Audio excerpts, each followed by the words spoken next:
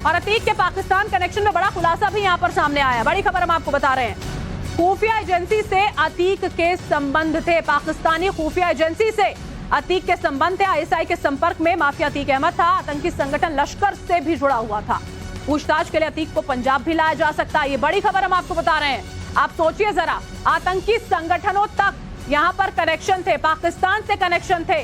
किस तरह से हथियार जो है उनको लेकर बात यहां पर कही जाती थी। और ये बहुत बड़ा खुलासा है जो सामने आया। अब ये देखना होगा वो सारे राजनेता जो बहुत दुखी हैं फिलहाल, अब इस बात को लेकर क्या कुछ कहेंगे। जब एक के बाद एक के खुलासे होते हैं तो उनको लेकर क्या कहेंगे। अनुज हमारे साथ जुड़े हैं। अनुज, पाकिस्तानी कनेक्शन सामने आ रहा है। ये तक कहा जा रहा है कि खुफिया एजेंसी आईएसआई तक से लिंक थे, लश्कर तक से संबंध था अतीक अहमद का।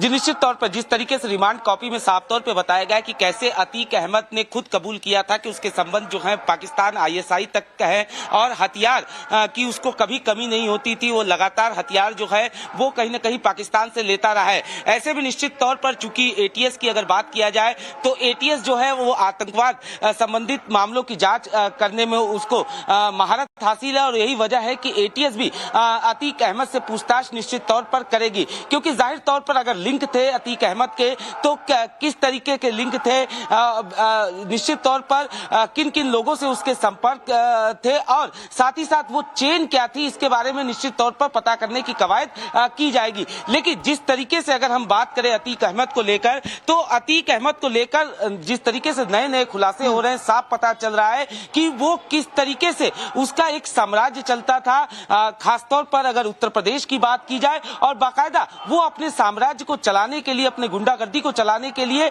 सोफिस्टिकेटेड जो हथियार लेता था वो कहां से लेता था, वो पाकिस्तान आईएसआई से लेता था। अब चूंकि उस पर शिकंजा कसा है तो जब पूछताछ की जा रही है तो वो रो भी रहा है, अपनी तबीयत का भी हवाला दे रहा है और पूछताछ न हो इसके लिए बार बार वो बहाने भी बना रहा है। लेकिन जिस तरीके से कल एफआईआर की कॉपी की अगर बात करें, जब एनकाउंटर हुआ, एनकाउंटर होने के बाद एसटीएफ ने एक लोकल थाने में एफआईआर दर्ज कराया, उसमें भी एसटीएफ ने साफ तौर पे लिखा है कि किस तरीके से उमेश पाल की हत्या करने के बाद गुड्डू मुस्लिम जो है वो भी झांसी में जाकर रुका था, किसी सतीश पांडे के घर पर जाकर रुका था। उसके बाद 13 अप्रैल को असद और उसका साथी गुलाम जो है वो और जिस तरह से आप जिक्र कर रहे हैं कि साम्राज्य जो है वो बिना खौफ के, बिना भय के चलाया जा रहा था क्योंकि शय मिली हुई थी और इसी वजह से दुश्मन देश से हथियार लेने तक से वो बाज यहां पर नहीं आ रहा था।